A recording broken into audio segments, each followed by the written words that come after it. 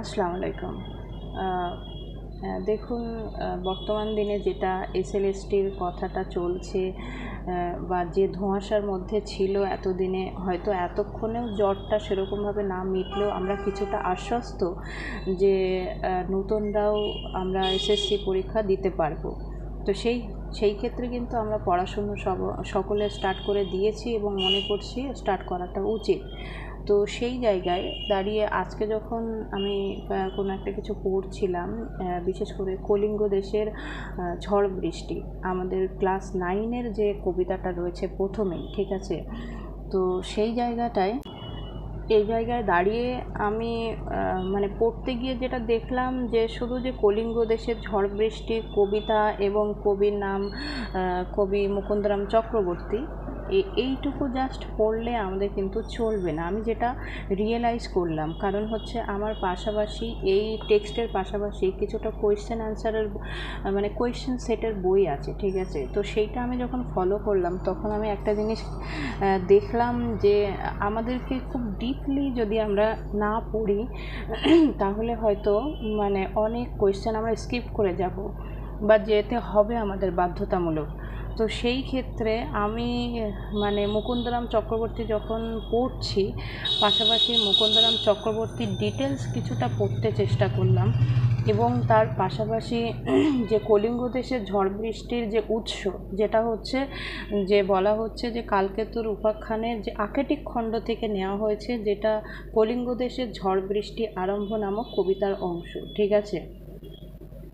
তো এই জায়গাটায় যখন আমরা গল্পের ছলে কোনো একটা কিছু পড়ব না, তখন কিন্তু আমাদের মধ্যে সেইটা গেঁথে থাকবে এবং আমরা পড়তে পড়তে সেই জায়গাটা কিন্তু বারবারই আমাদের মধ্যে বারবার স্মরণ হবে। তো সেই ক্ষেত্রে আমি যেটা দেখলাম যে যেহেতু এটা আকেটিক খণ্ডের অংশ, মানে প্রথমতই হচ্ছে যে মুকুন্দরাম চক্রবর্তীর যে মানে কাব্যগ্রন্থ চণ্ডীমঙ্গল বা অভয়মঙ্গল, যেটাকে আমরা অভয়মঙ্গল নামেও চিনি বা মানে জানি। তো সেই জায়গায় হচ্ছে এই চণ্ডীমঙ্গল আবার দুটো খণ্ডে, একটা হচ্ছে আকেটিক খণ্ড, একটা হচ্ছে বণিক খণ্ড। দেখেন, বণিক খণ্ডটা আমরা কিভাবে মনে রাখি? বণিক মানে কি? বণিকের সঙ্গে কিন্তু একটা অর্থনৈতিক ব্যাপার লুকিয়ে রয়েছে। তো সেখানে বণিক খণ্ডের মধ্যে আমরা ধনপতি যখনই খুলল না, এইসব কথাগুলো যখন পাচ্ছি, তাহলে ধনপতির সঙ্গে কিন্তু আমরা বণিক খণ্ডটা, বণিক আর ধনপতি এই দুটোই কিন্তু একটা অর্থনৈতিক সামঞ্জস্য কাজ করছে। তো আমরা এখানে সেটাও একটা মনে রাখতে পারি। আর একটা কথা হচ্ছে আকেটিক খণ্ড। আকেটিক খণ্ড মানে কি? যেটা হচ্ছে আমি মানে এটাকে আমার মতো করে ধরে নিলাম, যেটা আকেটিক খণ্ড মানে কি আদি থেকে মানে আদি বা প্রাচীন যে কথাগুলো, সেই কথাগুলোই কিন্তু এখানে উপলব্ধ হচ্ছে। তো সেই হেতু আকেটিক খণ্ডের মধ্যে যেটা দেখতে পেলাম, কালকেতু এবং ফুল্লরার কাহিনী। তো সত্যি কথা বলতে যদি আমরা মজার ছলে পড়ি তাহলে হয়তো এই ব্যাপারগুলো মনের মধ্যে থেকে যাবে। যেটা হচ্ছে যে দেবী চণ্ডী, তিনি হচ্ছেন, জানি একজন দেবী মানে তার অনেক মানে গুণের অধিকারী বা তার মধ্যে অনেক দৈবী শক্তি থাকতে পারে। তো সেই হিসাবে তাদের মধ্যেও কিন্তু মানে সেই কথায় আছে, সংসারে একসঙ্গে থাকতে গেলে সেই ঠোকাঠুকি অবশ্যই থাকে। তো ঠিক তেমনই দেবী চণ্ডীর সঙ্গে যখন তার স্বামী শিবের মধ্যে কিন্তু রীতিমতো সবসময়ের জন্য সাংসারিকভাবে অশান্তি লেগেই থাকে। তো এই কথাটা কি হচ্ছে, দেবী চণ্ডী তার যে মানে সখী পদ্মার সঙ্গে কিন্তু সেই বিষয়টা তিনি আলোচনা করছেন এবং পদ্মা তখন তাকে উপদেশ দিলেন বা পরামর্শ দিলেন যে একটা পূজা করতে, এবং কোথায়? মর্তে পূজা করতে। এবার তাহলে মর্তে কিভাবে পূজা করবে? সেটা হচ্ছে ইন্দ্রের পুত্র যে নীলাম্বরের মাধ্যমে তার কিছু সামগ্রী বা নীলাম্বরের মাধ্যমেই মোটামুটি এই পূজাটা সম্পন্ন করতে হবে। তো সেই ক্ষেত্রে কি হলো, যখন নন্দনকাননে নীলাম্বরকে পাঠানো হলো, নীলাম্বর কিন্তু সেখানে ফুল পেল না। তখন সে কী করলো, মর্তে চলে আসলো এবং মর্তে এসে যখন ফুল তুলছে এবং সেই সময় দেবী চণ্ডীর মধ্যে একটা মানে কি প্রতিশোধ নেওয়ার যে ব্যাপারটা ছিল, সেরকমই একটা ব্যাপার মর্তে এসে ফুল পেয়েছে, ঠিক আছে? এবং ওই সময় কি হচ্ছে, দেবী চণ্ডী মানে তিনি 20 মানে একটা কীট হিসাবে ফুলের মধ্যে ঢুকে গেলেন। এবং যখন যথারীতি হচ্ছে শিব ইন্দ্রকে যখন পূজা দিচ্ছে, এবং সেই সময়ে কিন্তু এই পূজার সামগ্রী যে ফুলটা নিয়ে গেছিল নীলাম্বর, এবং সেইখানে সেই সুযোগ বুঝে কিন্তু দেবী চণ্ডী মানে সেই কীট হিসাবেই মানে তার স্বামী শিবের হাতে কিন্তু দংশন করেছেন। এবং যখনই দংশন করলেন তখন শিব হচ্ছে রাগান্বিত হয়ে গেলেন এবং রেগে ওই নীলাম্বরকেই অভিশাপ দিলেন যে ও যেন মর্তে কোনো একটা ব্যাধের সন্তান হয়। ঠিক আছে, তো যেহেতু হচ্ছে ফুলের সামগ্রীটা মানে তো এখানে পৌঁছে দিয়েছিলেন বা সংগ্রহ করে দিয়েছিলেন নীলাম্বর, সেই জন্যে সমস্ত রাগটা নীলাম্বরের উপরেই পড়লো, অভিশাপটাও পড়ল। তো সেই হিসাবে হচ্ছে যখন মর্তে প্রেরণ করা হলো মানে নীলাম্বরকে, এবং নীলাম্বরের যে স্ত্রী ছিল ছায়া, সে কিন্তু এখানে ফুল্লরা রূপে জন্মগ্রহণ করেছেন এবং দুজনের বাবাই কিন্তু ব্যাধ। ঠিক আছে, সেখানে দেখা যাচ্ছে যে ধর্মকেতুর পুত্র কালকেতু এবং কন্যা হচ্ছে ফুল্লরা। তাহলে এই যে মর্তে এসেও যে তারা যে স্বামী স্ত্রীর রূপে বসবাস করছেন, এবং এই সময়কালীন কি হলো হচ্ছে কালকেতু সে আবার ওই মানে ভীষণ শক্তিধর হয়ে উঠলো এবং ছুটে যে হরিণ ছুটে পালিয়ে যাচ্ছে তাকে কালকেতু মানে ধরে ফেলছে, বা সে শিকারে খুবই অভ্যস্ত, এরকম ব্যাপার। তো সেই হিসাবে সে কী করছে, যখন জঙ্গলে শিকার করতে যাচ্ছে, তো তার কারণে মানে জঙ্গলের যেসব প্রাণীরা তারা কিন্তু ভীত সন্ত্রস্ত হয়ে যাচ্ছে এবং তার দেবী চণ্ডীকে এই কথাগুলো জানাল। তখন দেবী চণ্ডী তাদেরকে বনের পশুদেরকে লুকিয়ে থাকতে বললেন এবং নিজেই হচ্ছে একটা সুবর্ণ গধিকার বেশে তিনি হচ্ছে কালকেতুর সামনে দাঁড়ালেন। এবং কালকেতু তখন কোনো বনের কোনো পশু না পেয়ে তার সেই ধনুকে ছিলাই করে সেই মানে দেবী চণ্ডী যে মানে দেবী স্বর্ণ গধিকা রূপে মানে ওখানেই উপস্থিত ছিলেন, এবং সেই সময় মানে ধনুকে ছিলাই করে কালকেতু ঘরে নিয়ে আসলো। ভালো। এবং তখন তার স্বামী স্ত্রী মানে এদিকে ছায়া যে ফুল্লরা, সে তার প্রতিবেশীর ঘরে যায় মানে কোনো সামগ্রী আনতে, আবার এদিকে হচ্ছে যে বাসি মাংস সেইগুলোকে মানে কালকেতু বাজারে বিক্রি করতে যায়। কিন্তু এই সময়কালীন কি হয়, খুব মজার একটা বিষয় যে দেবী চণ্ডীর অ্যাকচুয়ালি উদ্দেশ্য তো ছিল যে পূজা নেওয়া, মর্তে পূজা নেওয়া, তাহলে তিনি কিভাবে কি করবেন। এবার দেখুন, যতই যা কিছু হোক, একটা মেয়ে কখনো তার স্বামীকে কোনোদিন ভাগ দিতে চায় না কোনো কারণেই। তো সেই অর্থে যখন সেরকমই একটা ঘটনা ঘটেছে যে দেবী চণ্ডী তার রূপ ধারণ করেছেন এবং নারী রূপ নিয়েছেন, তখন এবার মানে ফুল্লরা তো দেখে অবাক। তখন দেবী চণ্ডী বলছেন যে ঠিক আছে, আমরা তাহলে 2 সতীন হিসাবে থাকি। কিন্তু সেখানে ফুল্লরা কোনো মতেই রাজি হলেন না, তিনি চলে যেতে বললেন। তো যখন যাচ্ছেন না, তখনই কিন্তু দেবী চণ্ডী এটাও বলেছেন, এনেছে তোমার স্বামী বাঁধি নিজ গুণে। মানে কি, এখানে নিজ গুণ বলতে এখানে কিন্তু ধনুকের কথা বলা হচ্ছে। তার মানে তোমার স্বামী আমাকে নিয়ে এসেছে এই ধনুকের ছিলাতে করে। ঠিক আছে, তো তারপরেও ক্ষান্ত হলো না, মানে তারপরেও ফুল্লরা যখন শুনছে না, তখন সে তার স্বামীর কাছে গেছে বাজারে এবং স্বামীকে যথারীতি ডেকে আনলেন। তখন স্বামী এসেও দেখলেন, মানে কালকেতু এসেও দেখলেন সত্যি তো একটা সুন্দর সুশ্রী রমণী, এর ব্যাপারটা কী হলো।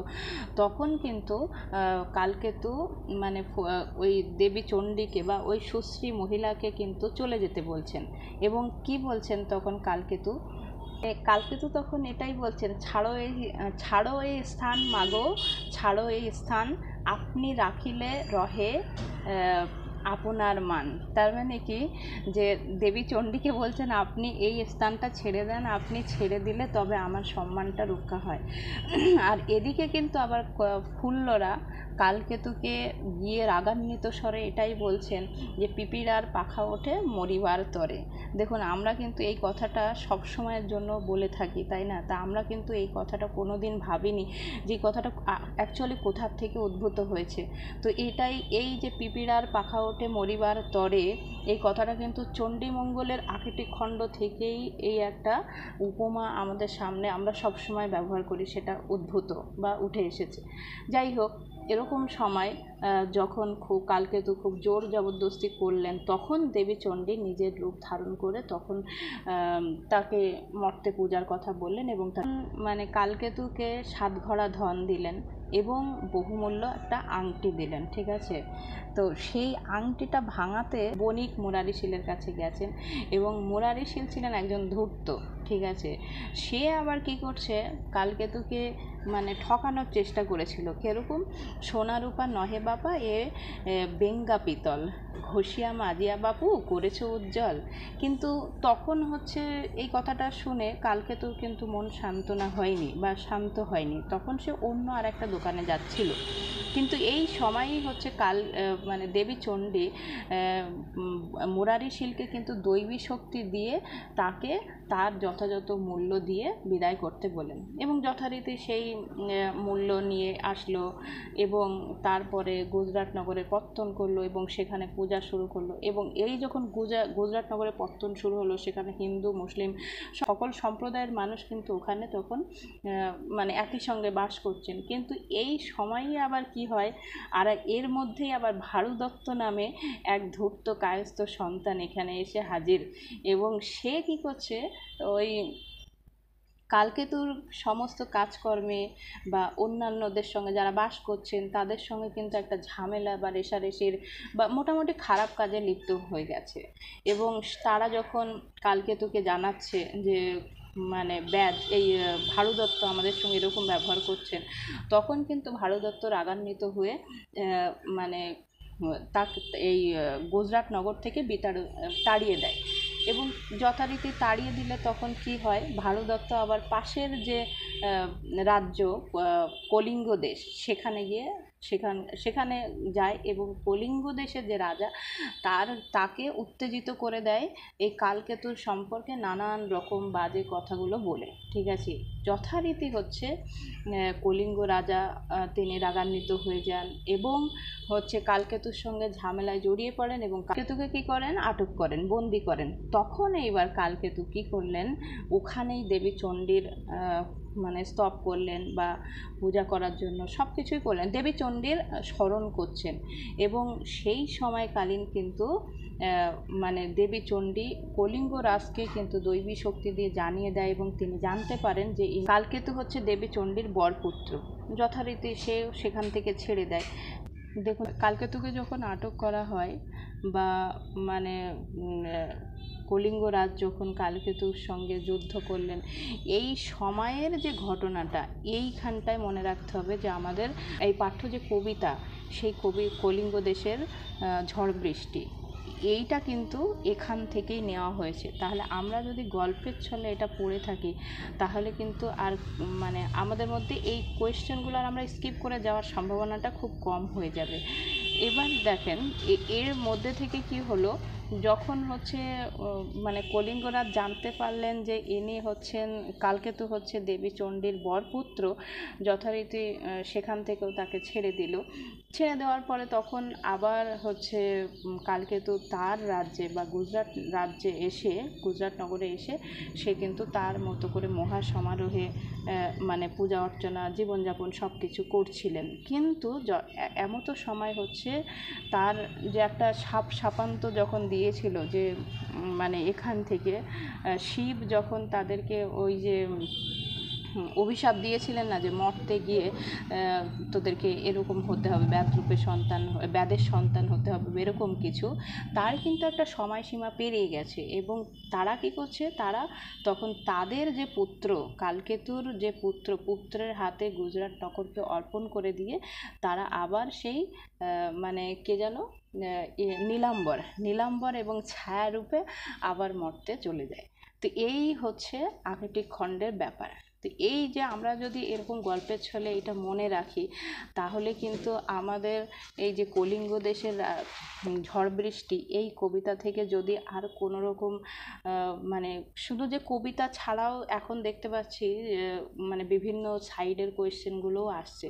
তো আমি যখন এই জায়গাগুলো ধরতে পারলাম, তখন কিন্তু খুব সহজেই ওই কোয়েশ্চেনগুলোর অ্যান্সারটা করতে পারলাম। তো আমার মনে হলো সবাই যদি আমরা এরকমভাবে পড়ি, তাহলে হয়তো মানে স্কিপ করে যাওয়ার সম্ভাবনাটা খুব কম থাকবে। তো জাস্ট আমার একটু ওপিনিয়ন আপনাদের সঙ্গে শেয়ার করলাম।